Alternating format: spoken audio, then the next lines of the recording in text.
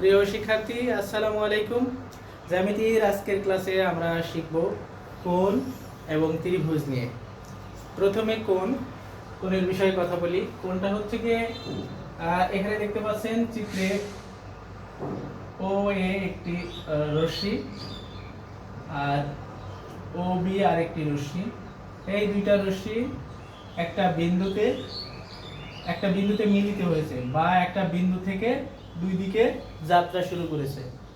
তাহলে এই মিলিত বিন্দুতে একটা আকৃতি সৃষ্টি হয়েছে, একটা গঠন দিয়েছে, যার এক পাশে একটি কোণার মতো দেখায়, অপর দিকে আরেকটি বড় কোণার মতো দেখায়। তাহলে এখানে যে আকৃতিটা দেখা যাচ্ছে এটাকে আমরা কোণ বলবো। তো এই কোণটা কিভাবে সৃষ্টি হয়েছে আমরা যদি একটু সংজ্ঞা আকারে বলি, যে কোন একটা বিন্দুতে যদি দুইটি সরলরেখা মিলিত হয় তাহলে মিলিত বিন্দুতে যে আকৃতি সৃষ্টি হয় সেটাকে কোণ বলা হয়। আরেকভাবে যদি বলি, দুইটি সরলরেখা, এখানে আমরা যে রশ্মিটি আঁকাইছি এই রশ্মিটিকে আমরা এরপর থেকে সাধারণত রাশি, রেখা কিংবা রেখাংশ এগুলো অনেক সময় কম বলা হবে। তো ম্যাক্সিমাম সময় হয়তো চলে আসবে সরল রেখা, এই সব নামে আমরা এই সমস্ত রশ্মিদেরকে চিনব বা জানব। তো এখানে আমরা দেখতে পাচ্ছি দুইটি সরলরেখা একটি বিন্দুতে মিলিত হয়ে এখানে দুইটি কোণের সৃষ্টি হয়েছে, একটা ভিতরের দিকে আর একটা বাইরের দিকে। তো বাইরের দিকে যে বড় কোণটি রয়েছে এইটা এখন আমরা স্কিপ করব, এই নিয়ে আমাদের পরবর্তীতে আলোচনা রয়েছে। তো ভিতরের দিকে যে ছোট কোণটি দেখা যাচ্ছে এটাই হচ্ছে আমাদের সেই কাঙ্ক্ষিত কোণ। এবং এর আমরা কিভাবে নামকরণ করব এটা একটি গুরুত্বপূর্ণ জিনিস। তো সাধারণত কোনো কোণকে নামকরণের সময় যে বিন্দুতে কোণ সৃষ্টি হয় ওই বিন্দুতে কোণের চিহ্ন রয়েছে। প্রথমত কোণের চিহ্নটা জানবো, এটা হচ্ছে কোণের চিহ্ন। এই কোণের চিহ্নের মধ্যে যে বিন্দুতে কোণ উৎপন্ন হয় ওই বিন্দুটা মাঝে রেখে আর দুই পাশের উভয় যে সরল রেখাটা রয়েছে, সরল রেখার যে প্রান্ত বিন্দুতে যে দুইটা বিন্দু থাকবে সেই বিন্দুটাকে দুই পাশে বসাই দিতে হবে। তাহলে এই কোণটা এ ও বি দ্বারা বোঝাবে যে এই কোণটা, এই পাশের এই কোণটা বোঝাবে। এ ও বি এই কোণটা দ্বারা এই চিহ্নের মধ্যে এই অক্ষরগুলো যখন বসাবো তখন এটা দ্বারা আমাদের এই কোণটাকে নির্দেশিত হবে। আচ্ছা, এছাড়াও আমরা বিভিন্ন জ্যামিতিকে যখন সমাধানের জন্য বা অঙ্ক করার জন্য চেষ্টা করব, সেই সব সময় এই কোণগুলোকে সংক্ষিপ্ত আকারে এভাবেও লেখা হতে পারে, শুধুমাত্র ও। তো ও আর এ ও বি এটা লিখলে উভয় ক্ষেত্রেই কোণ এই বিন্দুতে ও বিন্দুতে কোণ সৃষ্টি হয়েছে এটা বোঝাবে। তবে একটুখানি পার্থক্য থেকে যায়, আমরা যখন শুধু ও বোঝাবো, ও কোণ বোঝাবো, সেই ক্ষেত্রে ও এর যে দুই প্রান্তে যে দুইটা বিন্দু রয়েছে সেই দুইটা প্রান্ত বিন্দু জানা থাকে না, আর এই ক্ষেত্রে ফিক্স থাকে। সো আমরা যখন জ্যামিতি করব সেসব সময়ে আমরা এই একটা অক্ষর দ্বারা কোণটাকে এটাকে পরিহার করে এই তিনটা অক্ষর দ্বারা কোণকে নামকরণ করে থাকবো।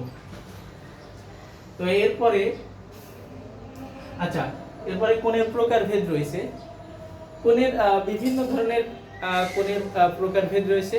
সবার আগে প্রয়োজন হয় কোণটা পরিমাপ কিভাবে করা হয়, মানে কোন এককের মাধ্যমে কোণকে পরিমাপ করা হয়। আসলে জগতের যে কোনো কিছু পরিমাপের জন্য একটা মাপজোকের একটা নিয়ম রয়েছে। যেমন আমরা বাজার থেকে কোনো কিছু কিনতে গেলে কেজি, লিটার এইগুলোতে কিনে থাকি। আবার কোনো জিনিস, সিট কাপড় বা কোনো সীমানা যদি নির্ধারণ করতে হয় মাপজোকের বেলায়, সেই সময় আমরা মিটার কিংবা হাত এই ধরনের ব্যবহার করি। এগুলোকে আমরা সাধারণত পরিমাপের একক হিসাবে বলবো। তো কোন পরিমাপের জন্য এরকম একক রয়েছে, কোন পরিমাপের জন্য আমরা যে এককটা ব্যবহার করব সেটার নাম হলো ডিগ্রি। এটা হলো বাংলা। আর ডিগ্রিরও একটা চিহ্ন রয়েছে, যে কোনো কিছুর মাথার উপরে এমন একটা শূন্য দিলে এটাকে আমরা কোণ পরিমাপের যে একক, সেই একক হিসাবে আমরা এটা বুঝে নেব যে এটা হচ্ছে কোণ পরিমাপের একক ডিগ্রি। তো এখন বিভিন্ন প্রকার কোণ নিয়ে আমাদের জানার আছে। তো এই মুহূর্তে যে কয়েকটা কোণ জানলে মোটামুটি পরবর্তীতে আমাদের কাজ করতে সুবিধা হচ্ছে, আমরা শুধুমাত্র সেই কয়েকটা কোণ নিয়ে জানার চেষ্টা করব। তো প্রথম যে কোণটার প্রয়োজন একটা হবে সেটা হচ্ছে সমকোণ। নাম্বার 2 এ থাকবে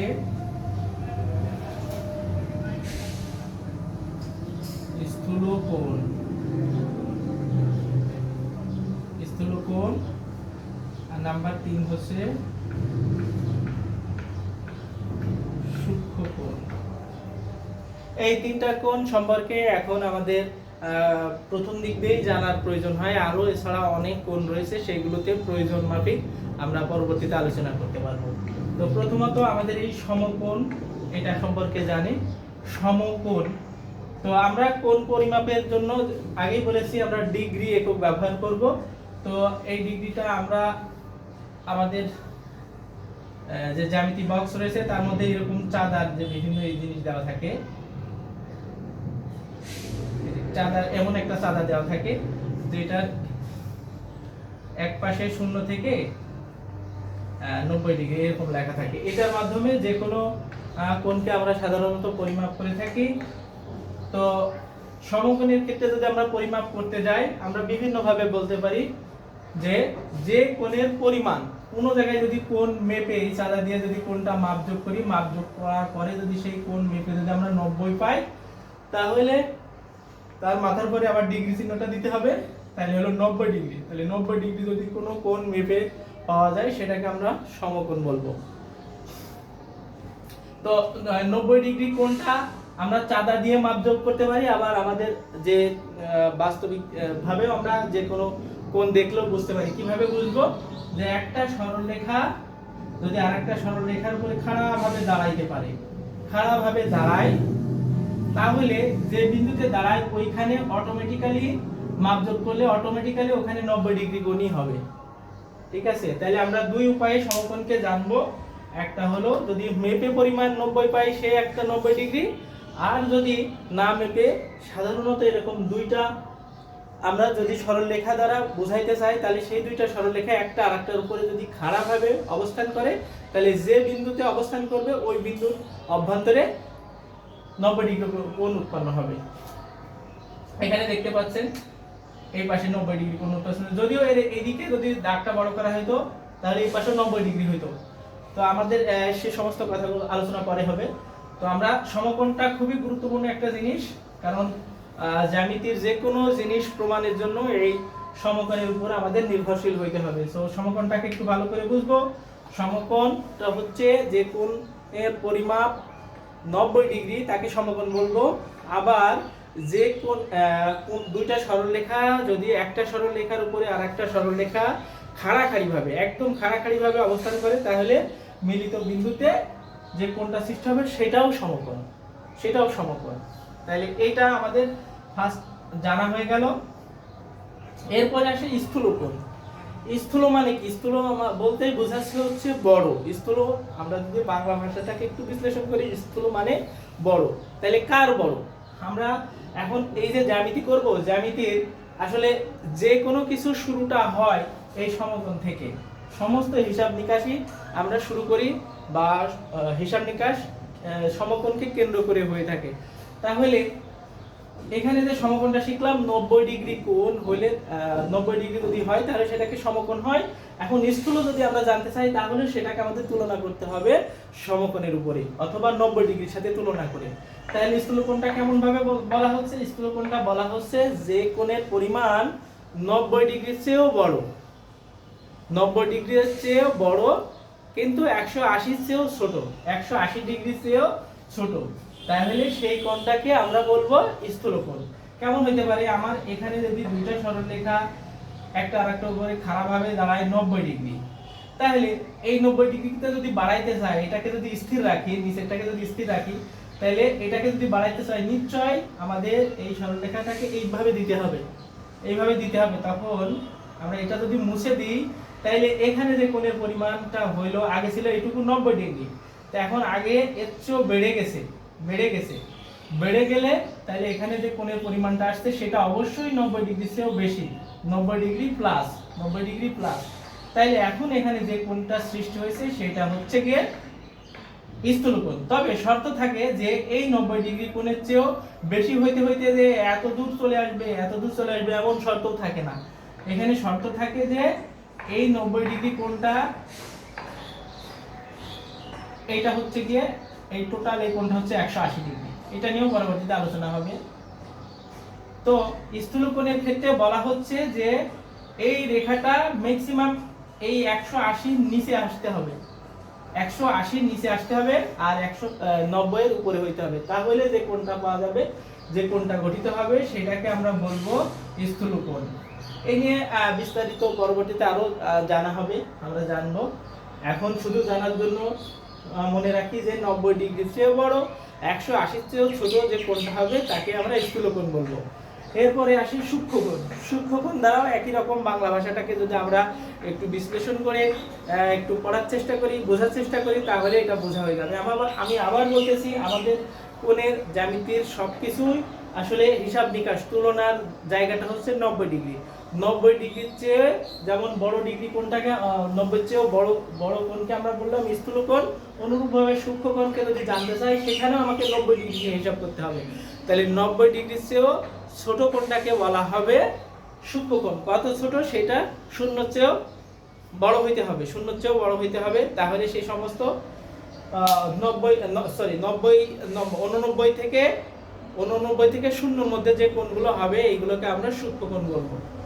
তো এটা সেম একইভাবে আমার এইটা যদি হয় দুইটি সরলরেখা 90 ডিগ্রি কোণ, তাহলে এর চেয়ে ছোট যদি এই কোণটাকে করতে হয়, আগের বার বড় করতে গিয়ে এই পাশে দাগ টানিয়েছিলাম, এবার ছোট করতে গেলে আমাকে এই পাশে দাগ টানতে হবে। তখন আমি যদি এই কোণটার এই দাগটা মুছে দিই, আগে ছিল এইটুকু 90 ডিগ্রি, এখন 90 সে এখানে এইটুকু আমরা এখন বাদ দিলে এটা অবশ্যই ছোট হয়ে গেল।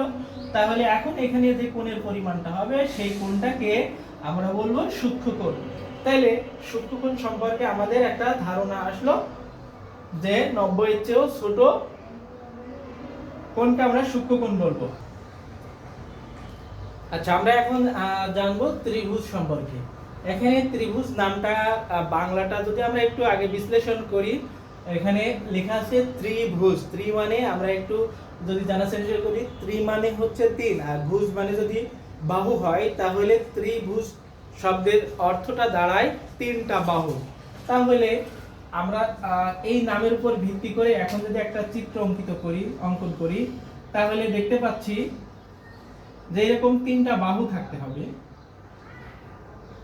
এবং এই 3টা বাহু ত্রিভুজের একটা যে সংজ্ঞা রয়েছে সেই সংজ্ঞাতে বলা হচ্ছে এরকম 3টা বাহু। এখন তার আগে প্রশ্ন থাকে যে তাহলে বাহু কি আর এইটা কি? এখন বাহুটা আর এই যে এখানে যে সরল রেখাটা টেনেছে এটার মধ্যে পার্থক্য কি? আসলে পার্থক্য বলতে তেমন কিছুই নাই। এখানে যে সরল রেখাটা, এখানেও সেই একই সরল রেখা, কিন্তু শর্ত হচ্ছে যে যখন আমরা কোণের ক্ষেত্রে এই রেখাটা ব্যবহার করেছিলাম, এটাকে সরল রেখা বা রশ্মি যে কোনো কিছু বলতে পারি, কিন্তু যখন এই সরল রেখাটা আরেকটা সরল রেখা দ্বারা আবদ্ধ হয়ে যায় বা আবদ্ধ হয়ে গিয়ে ত্রিভুজ সৃষ্টি করলে তখন এই একই সরল রেখাটার নাম আর সরল রেখা না বলে তখন আমাদেরকে বাহু বলতে হবে। বাহু মানে হাত। তো এখানে আমরা দেখতে পাচ্ছি যে একটা ত্রিভুজ, এই ত্রিভুজের 3টা বাহু রয়েছে। এখন আমরা এই 3টাকে বাহু বলবো। যেটা সরল রেখা ছিল আগে সেটা এখন আর সরল রেখা বলবো না। আমাদের প্রয়োজনের উপর ভিত্তি করে একটা একই রকম জিনিসকে এভাবে বিভিন্ন নামে নামকরণ করতে হবে। তো এখানে দেখতে পাচ্ছেন যে 3টা বাহু, এই যে এবি একটা বাহু, আর এখানে এই যে এই দাগটার নাম এসি, এটার নাম এবি, এটার নাম এসি, আর এটার নাম হচ্ছে বিসি। তাহলে এখানে দেখছেন একটা গুরুত্বপূর্ণ জিনিস যে এই একটা সরল রেখা, এই সরল রেখার এটা হচ্ছে প্রান্তবিন্দু, এই প্রান্তবিন্দু, আর এই সরল রেখার এই যে এসি সরল রেখা উভয়ের প্রান্তবিন্দু কিন্তু একটা জায়গায় মিলে গেছে। অনুরূপভাবে এই দুইটা সরলরেখার প্রান্তবিন্দু এখানে মিলেছে। এই দুইটা সরলরেখার প্রান্তবিন্দু এখানে মিলেছে, মিলে কি করেছে, এই যে ভিতরের একটা জায়গা, যে সাদা জায়গাটুকু দেখা যাচ্ছে, এই জায়গাটাকে সে আবদ্ধ করে ফেলেছে, আটকায় ফেলেছে। তাহলে আমরা ত্রিভুজের যদি সংজ্ঞাটাকে এইভাবে এই এর সাথে মিলাই বলার চেষ্টা করি, তাহলে সংজ্ঞাটা হবে এরকম, যে এরকম তিনটা বাহু দ্বারা আবদ্ধ, একটু ভালো বাংলায় যদি জায়গা না বলে, এটাকে জায়গা না বলে ক্ষেত্র বলি, গণিতের ভাষায় আমরা সব সময় জায়গা না বলে সেটাকে আমরা ক্ষেত্র বলবো। তাহলে এই যে ক্ষেত্রটাকে তিনটা বাহু দ্বারা আবদ্ধ করা হয়েছে, সেই আবদ্ধ ক্ষেত্রটার নাম, এই ক্ষেত্রটার নামই হবে ত্রিভুজ। যেমন এখানে এই জায়গাটুকু, এই কোণাটুকুর নাম হলো কোণ, আর এখানে হচ্ছে এই জায়গাটার নাম কিন্তু মাথায় রাখতে হবে যে এটাকে ত্রিভুজ বলে। ত্রিভুজ এই দাগ বা এটা এই বাহুটাও এগুলোকে কিন্তু ত্রিভুজ বলা হবে না, ভিতরের জায়গাটা একটা মাথায় রাখতে হবে। এটা গণিতের অনেকগুলো প্রশ্নে, অনেকগুলো অঙ্ক করতে গিয়ে ছেলেমেয়েরা এই সমস্ত জায়গায় বুঝতে পারে না যে কোনটা ত্রিভুজ এবং কোনটা ক্ষেত্র। তো যাই হোক, সংজ্ঞাটা আরেকবার বলতেছি, যে তিনটি বাহু দ্বারা আবদ্ধ ক্ষেত্রকেই ত্রিভুজ বলে। তাহলে এখন এখানে দেখা যাচ্ছে যে ত্রিভুজেরও আবার নামকরণ রয়েছে। ত্রিভুজের নামকরণটাকে আমরা ছোট্ট ত্রিভুজের মতো, এই যে এরকম একটা ছোট্ট ত্রিভুজের মতো একটা চিহ্ন দিব, চিহ্ন দিয়ে এর পাশে যদি যে তিনটা বিন্দু দিয়ে ত্রিভুজকে আটকানো হয়েছে সেই তিনটা বিন্দুর পাশে বসায় দিই, তাহলে সেটা হয়ে যাবে একটা ত্রিভুজ। অর্থাৎ এখানে ত্রিভুজ A B C, A B C দ্বারা যে ত্রিভুজটা বোঝাইছে একটা ত্রিভুজকে বোঝাচ্ছে। তো শর্ত থাকে যে, যেমন কোণের মধ্যে আমরা কোণ চিহ্নের যে বিন্দুতে কোণ সৃষ্টি হয়েছে সেটাকে মাঝখানে রাখতে হয়, আর অপর দুইটা প্রান্ত বিন্দু দুই প্রান্তে বসায় দিতে হয়। কিন্তু ত্রিভুজের ক্ষেত্রে এরকম কোনো শর্ত নাই, এখানে যে কাউকে এলোমেলো ভাবে বসালেও কোনো আপত্তি নাই, তবে ক্রম আকারে যদি বসায় সেটাই বেশি সৌন্দর্য বা আদর্শ বলে মনে হয়। এই হচ্ছে ত্রিভুজ নিয়ে সাধারণ আলোচনা। এরপরে রয়েছে প্রকারভেদ। ত্রিভুজের প্রকারভেদটাও আসলে দুইটা ব্যাপারের উপরে ত্রিভুজের প্রকারভেদ করা হয়। নাম্বার 1 হচ্ছে কোণের উপরে ভিত্তি করে, কোণ ভিত্তিক, আর দুই নম্বরটা হচ্ছে বাহু।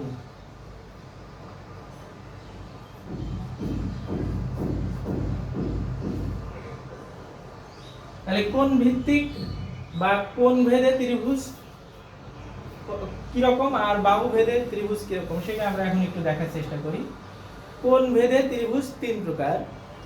আমরা আগে যে কোণে যে সংজ্ঞাটা তিন প্রকার পড়েছিলাম ওইটাই আর কি, যে কোণের উপর ভিত্তি করে ত্রিভুজ তিন রকম হয়। তাহলে 1 নম্বরে রয়েছে সমকোণী ত্রিভুজ, সমকোণী। নাম্বার 2 হচ্ছে গিয়ে স্থূলকোণী,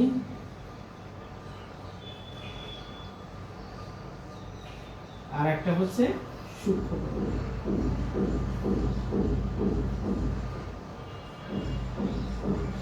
সূক্ষ্মকোণী ত্রিভুজ। এগুলোর সংজ্ঞা আমরা আগেই দিয়েছি। যেমন এখানে কোণের যে তিনটা প্রকারভেদ ছিল, সমকোণ, স্থূলকোণ, সূক্ষ্মকোণ, এই ক্ষেত্রেও মানে ত্রিভুজের ক্ষেত্রেও একই থাকবে, সংজ্ঞাটার কোনো চেঞ্জ হবে না। শুধুমাত্র আগের বার বলেছিলাম কোণ, এখন বলতে হবে ত্রিভুজ। যেমন সমকোণ যদি বলি, সেখানে বলেছিলাম যে কোণের পরিমাণ 90 ডিগ্রি অথবা একটা সরলরেখার একটা সরলরেখার উপর যদি খাড়াভাবে দাঁড়ায় তাহলে তাকে সমকোণ বলে। আর এখন কোণের ক্ষেত্রে তো দুইটা বাহু লাগে, আর সেটাকে আমরা যদি ত্রিভুজ করতে হয় তাহলে আর একটা বাহু নিয়ে এসে আটকাই দিতে হবে, শুধু এইটুকুই পার্থক্য। তাহলে সমকোণী ত্রিভুজের সংজ্ঞাটা হবে এরকম, যে ত্রিভুজের একটা কোণের মান 90 ডিগ্রি। তাহলে সমকোণীর সংজ্ঞায় আমরা পড়েছিলাম, একটা সরলরেখা আর একটা সরলরেখার উপরে খাড়া হবে দাঁড়াইলেই তাইলে সেখানে 90 ডিগ্রি কোণ উৎপন্ন হয়। আচ্ছা, এই হলো আমার এখন সমকোণ বানাইলাম। আমি এখন সমকোণটাকে ত্রিভুজ বানাইতে যাচ্ছি। তখন আরেকটা রেখা দ্বারা এটাকে আমরা যদি আটকাই দিই তাহলে এখন একটা ত্রিভুজ হয়ে গেল। একসাথে সমকোণ, এখানে 90 ডিগ্রি কোণ হয়ে গেল, আবার ত্রিভুজ হয়ে গেল। তাহলে এখন যেটা গঠিত হলো এটাই হচ্ছে সমকোণী ত্রিভুজ। তাহলে এই সংজ্ঞাটা কেমন হবে, যে এই ত্রিভুজের আমাদের তো তিনটা কোণ থাকবে, ত্রিভুজের সবসময় তিনটা কোণ থাকবে এবং এই তিনটা কোণ যদি আমরা মাপযোগ করি, মাপযোগ করলে কিন্তু এটা একটা আদর্শ মান রয়েছে, সেটা হচ্ছে গিয়ে ত্রিভুজের তিন কোণ যোগ করলে সবসময় 180 ডিগ্রি হবে। 180 ডিগ্রি হবে। এর ভিতরে একটা কোণ যাই হোক না কেন, তিনটা কোণ যদি যোগ করা যায় তাহলে 80 ডিগ্রি হবে। যেমন এখানে আমি একটা কোণ আগেই বলে দিয়েছি 90 ডিগ্রি। তাহলে এখন যদি আপনাদের জিজ্ঞেস করি এই কোণ আর এই কোণটা দুইটা যোগফল কত হবে, তাহলে 180 90 হয়েছে, আর দুইটা মিলে আর 90 হবে, তাহলে 180 ডিগ্রি হবে। তো আমাদের সমকোণটা জানা হলো যে ত্রিভুজের একটি কোণের মান যদি 90 ডিগ্রি হয় তাহলে সেই ত্রিভুজটাকে সমকোণী ত্রিভুজ বলবো। এরপরে আসে স্থূলকোণ। স্থূলকোণের এখানে আমরা সংজ্ঞায় কি বলেছিলাম, যে কোণের মান 90 ডিগ্রি থেকে বড়, 90 ডিগ্রি থেকে বড় এবং 180 চেয়ে ছোট, তাহলে তাকে আমরা স্থূলকোণী বলি। ঠিক একইভাবে আমরা যদি একটা সরলরেখা এইভাবে টানি, এখন 90 চেয়ে বড় করতে হলে অবশ্যই আমাকে ত্রিভুজটাকে এরকম বানাইতে, কোণটাকে এরকম বানাইতে হবে। এই যে এই জায়গায় ছিল, এইভাবে যদি সোজা খাড়া হইতো তাহলে এখানে 90 ডিগ্রি হইতো। 90 চেয়ে এখন বড় করে দিয়েছি, বড় করে দেওয়ার পরে এখানে যে ত্রিভুজটা গঠিত হবে সেটা হবে স্থূলকোণী ত্রিভুজ। এখন স্থূলকোণী ত্রিভুজের ক্ষেত্রে কিন্তু আমাদের ওই যে সেই শর্তটাও চলে আসে যে 180 ডিগ্রির চেয়েও ছোট, কারণ আমরা জানি যে ত্রিভুজের তিনটা কোণ যোগ করলে অবশ্যই 180 ডিগ্রি হবে। তাহলে একটা কোণ যদি 190 চেয়েও বেশি হয় তাহলে অপর দুইটা কোণ কিন্তু সেটা 90 চেয়েও ছোট এবং তিনটাকে যোগ করে 180 সমান হতে হবে। তাহলে এখন স্থূলকোণীর সংজ্ঞাটা হবে এরকম, যে ত্রিভুজের একটি কোণ 90 ডিগ্রির চেয়েও বড়, সেই ত্রিভুজটাকে আমরা বলবো স্থূলকোণী ত্রিভুজ। অনুরূপভাবে সূক্ষ্মকোণ। এখন সূক্ষ্মকোণের ক্ষেত্রে একটুখানি আলাদা রয়েছে। সূক্ষ্মকোণের ক্ষেত্রে সূক্ষ্মকোণ মানে আমরা বলেছিলাম যে 90 চেয়ে ছোট হবে। 90 চেয়ে ছোট যদি কোণ করতে হয়, এই একটা আমি যে ত্রিভুজ আঁকালাম, এই ত্রিভুজের কোন একটা কোণই মেপে 90 ডিগ্রির চেয়েও বড় কিংবা 90 ডিগ্রি বানানো সম্ভব নয় যেভাবে আমরা আঁকাইছি। এই কোণটা প্রত্যেকটা কোণ, তিনটা কোণই সূক্ষ্ম রয়েছে। তাহলে এরকম তিনটা কোণই যদি সূক্ষ্ম 90 চেয়েও ছোট থাকে তাহলে যে ত্রিভুজটা গঠিত হয় ওটাকে আমরা সূক্ষ্মকোণী ত্রিভুজ বলবো। তো আমাদের কোণের উপর ভিত্তি করে ত্রিভুজ যে তিন প্রকার সেটা জানা হয়ে গেল। আমি এক কথায় যদি সংজ্ঞায় আবার বলে আসি তাহলে সমকোণী ত্রিভুজটা সংজ্ঞা হবে যে ত্রিভুজের একটি কোণ 90 ডিগ্রি, সেই ত্রিভুজটাকে বলা হবে সমকোণী ত্রিভুজ। যে ত্রিভুজের একটি কোণ 90 ডিগ্রি অপেক্ষায় বড়, সেই ত্রিভুজটাকে বলা হবে স্থূলকোণী ত্রিভুজ।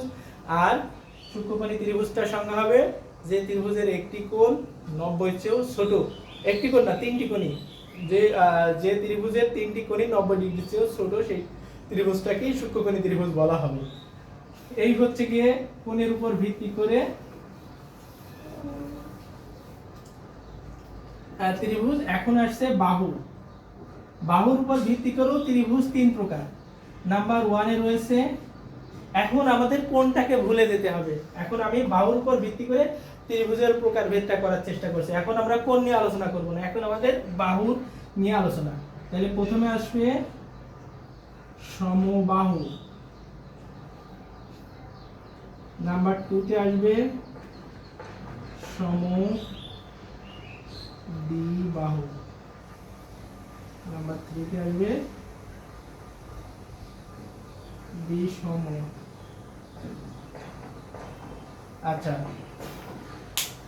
আমরা এইখানে যদি খেয়াল করি যে সমবাহু এই শব্দটা বাংলাটাকে সবার আগে একটু ভালো করে পড়তে হবে। আমরা যতগুলো পড়াশোনাই করবো না কেন সবসময় বাংলাটাকে আগে সুন্দর মতো করে বুঝতে পারলে আমাদের কিন্তু পড়াটা অর্ধেক ক্লিয়ার চলে আসবে। এখন যেমন এখানে লেখা রয়েছে সমবাহু, প্রথমত দুইটি অংশ যদি এখানে ভাগ করি, একটা হচ্ছে সম আর একটা হচ্ছে বাহু। তাহলে এখানে বোঝা যাচ্ছে সম মানে কি, সম মানে যারা আমরা একটু বাংলা জানি, সম মানে কিন্তু সমান, এই কথাটা বুঝি। এখন সমানকে বলতেছে বাহু। তাইলে আমরা আলোচনা করতেছি কিন্তু ত্রিভুজ নিয়ে। ত্রিভুজের ভিতরে বাহু কয়টা থাকে? তিনটা থাকে। আর সেই তিনটা বাহু কি রকম প্রকৃতির হবে? এবং বলতেছে যে সমান, সম মানে সমান। তাহলে আমরা এক কথায় সমবাহু ত্রিভুজকে এভাবে সংজ্ঞায়িত করব যে যে ত্রিভুজের প্রত্যেকটা বাহু তো তিনটা থাকে, তাহলে প্রত্যেকটা বাহুই যদি সমান হয়ে যায়, কেমন সমান? মাপে, মাপ। অর্থাৎ একটা ত্রিভুজকে আমি মাপলাম এভাবে, একটা ত্রিভুজের বাহুকে পরিমাপ করলাম, সাপোজ এই বাহুটা হচ্ছে আমার 2 মিটার। তাহলে সমবাহু ত্রিভুজ যদি হইতে হয়, সমবাহু ত্রিভুজের সংজ্ঞায় বলতেছে যে এই ত্রিভুজ যে ত্রিভুজের প্রত্যেকটা বাহুই সমান, সমান হইতে হলে তাহলে এইটা যেমন 2 হয়েছে তাহলে এটাকেও 2 হইতে হবে, এটা 2 হয়েছে যেমন এটাও 2 হয়ে যাবে। তাহলে এখন দেখা আছে এই প্রত্যেকটা বাহুর মান 2 2 করে আমরা ধরে নিলাম যে প্রত্যেকটা বাহুর মান 2 2 2। তাহলে এখন এই বাহু দিয়ে যে ত্রিভুজটা গঠিত হলো এটার নামই হচ্ছে সমবাহু ত্রিভুজ। এখন এই বাহুর নাম থাকতে পারে, যেমন এ বি সি দিয়ে যদি আমি নাম করি তাহলে এ বি এই বাহুটাকে বোঝাচ্ছে, এই বাহুর মান হচ্ছে 2, এ বি এই বাহুর মানটা হচ্ছে 2। এখন বি আর সি যদি ধরি, এই বি সি বাহুর মানটাও হচ্ছে 2। তারপরে সি এ বা এই বাহুটা যদি ধরি, এই বাহুর মানটাও হচ্ছে 2। তাহলে এখন দেখলে দেখা যাচ্ছে যে এই প্রত্যেকটা বাহু এ বি সমান, বি সি সমান, সি এ সমান, প্রত্যেকেই সমান হয়ে গেছে। তাহলে এখন শর্ত অনুযায়ী এই এই এই ত্রিভুজটাকে আমরা এখন বলতে পারি সমবাহু ত্রিভুজ। এরপরে আসা যাক সমদ্বিবাহু ত্রিভুজ। একই রকম ভাবে আমরা আবার বাংলাটাকে একটু বিশ্লেষণ করে পড়ব। এখানে বলা হচ্ছে ফের সম, সম দ্বি দ্বি তারপরে বাহু, তিনটা অংশ আমরা বিশ্লেষণ করব। একটা হলো সম, তারপরে দ্বি, আর একটা হচ্ছে বাহু। সম মানে সমান, সমান কয়টা এখানে বলে দিচ্ছে? দ্বি মানে দুইটা। একটা ত্রিভুজের তো তিনটা বাহু থাকে, তো এই এই যে নাম, এই নামের উপর ভিত্তি করে এখন ত্রিভুজের যে তিনটা বাহু থাকে তার মধ্যে যে কোনো দুইটাকে সমান করতে বলছে। আরেকটা যেটা পড়ে থাকবে সেটা এই দুইটার সাথে মিলবে না। অর্থাৎ আমি যদি এই বাহুটার মান এখন 2 বলি, তাহলে এই বাহুটার মানও আমাকে 2 বলতে হবে। কিন্তু আরেকটা যেটা পড়ে রয়েছে ওই বাহুটার মান ওটা 2 হইতে পারবে না, হয় 2 এর চেয়ে ছোট হবে, নাই 2 এর চেয়ে বড় হবে। তাহলে এখন যে ত্রিভুজটা গঠিত হলো, এই গঠিত ত্রিভুজটার নামই হচ্ছে সমদ্বিবাহু ত্রিভুজ। তাহলে আমরা যদি এটাকে একটু নামকরণ করি, এ বি সি দিয়ে নামকরণ করি, তাহলে দেখা যাচ্ছে এ বি সমান কত লিখতে পারবো? এ বির মান এই যেখানে আমি লিখে দিয়েছি 2। আর সি